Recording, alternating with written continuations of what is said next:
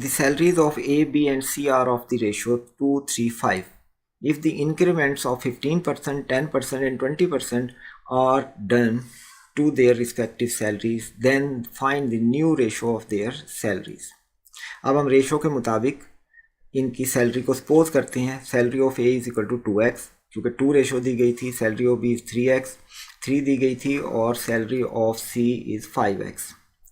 Increment के बाद क्या होगा? पहले ए को मिला है 15%. जब 15% ये इंक्रीज़ करेगा तो ये 115% हो जाएगा. तो हमने 2x का 115% ले लिया. बी में इंक्रीमेंट है 10%, तो ये 110% हो जाएगा.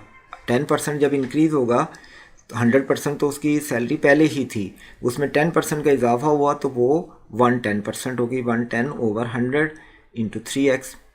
फिर सी की जो सैलरी है वो 20% इंक्रीज़ होकर 120% बन गई.